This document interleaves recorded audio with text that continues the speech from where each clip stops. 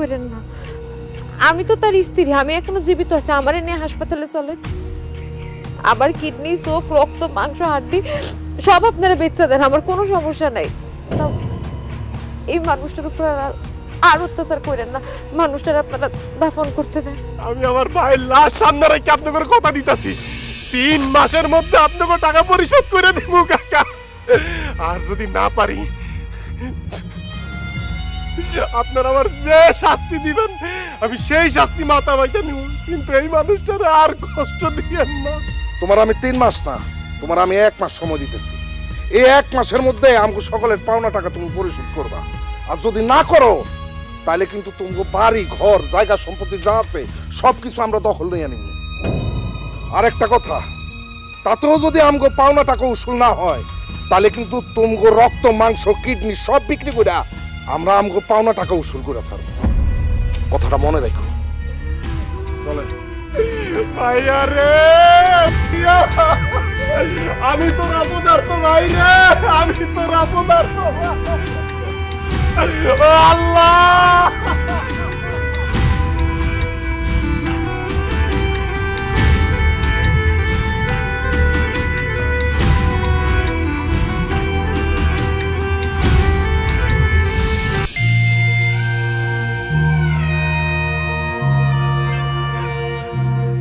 ভাবি, আপনি ব্যাগ গোছাইতেছেন, কোথায় যান? আমি আমার বাপের বাড়ি চলে যেতেছি, আমি এই বাড়িতে আর থাকুন না। চাচু, আমি তোমার না দেখা থাকতে পারো না, আমি তোমার ছাড়া যাবো না চাচু। তোরে ছাড়াও তো তোর চাচ্চু থাকতে পারবো না রে মা, তুই আমার কলিজার টুকরা। ভাবি, আপনারা কেন চলে যাবেন? তোমার মাথার বোঝা কমাইতে। কিসের বোঝা? দেখো রশিদ, তুমি এখনো কোনো কাজকর্ম করো না, তার মধ্যে কইছো যে তোমার ভাইয়ের সব ঋণ তুমি শোধ করবে।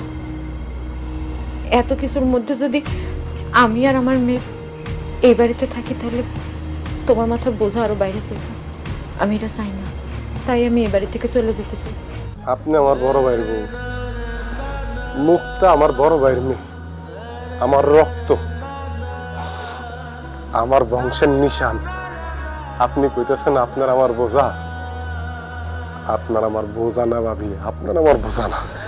আপনারা তো আমার জন্য আশীর্বাদ, আমার জন্য দোয়া, ভালোবাসা। ভাবি, ভাই তো আমগরে সারা জীবনের লেগে ছাইরা চলে গেল, এখন যদি আপনারাও আমগরে ছাইরা চলে যান তাহলে আমি আর মা কারে নিয়ে বাঁচব?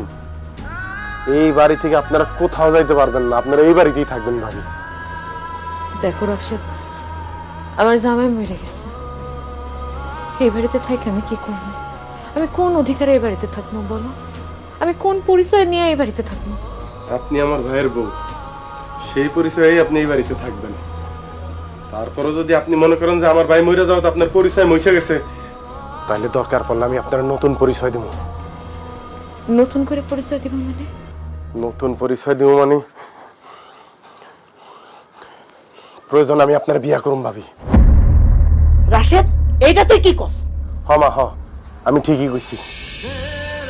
প্রয়োজন আমি ভাবিরে বিয়া করবো, তখন ভাবি আমার স্ত্রীর পরিচয় এই বাড়িতে থাকবো, আর আমার কলিজার টুকরা মুক্তা আমার মায়ার পরিচয় এই বাড়িতে থাকবো।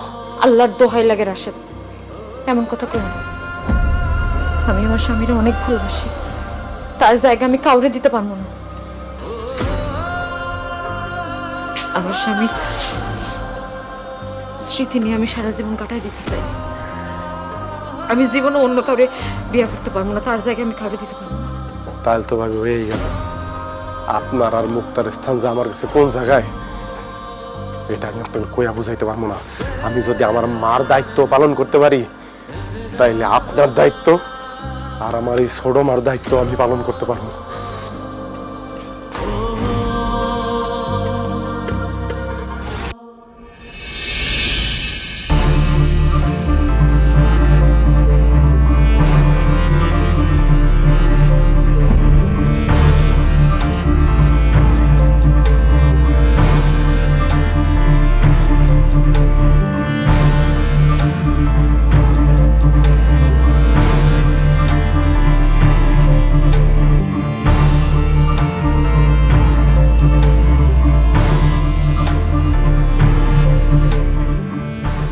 আসসালামু আলাইকুম। তোমার লাগে খুব মায়া লাগে ফারজানা। এত অল্প বয়সে তোমার জামাইটা মরে গেল। এত অল্প বয়সে একটা মায়ের যদি জামাই মরে যায়, জামাই ছাড়া সারাটা জীবন একলা একলা তুমি কেমনে থাকবে ফারজানা? আমার কাম আছে, আমার যাইতে দেন।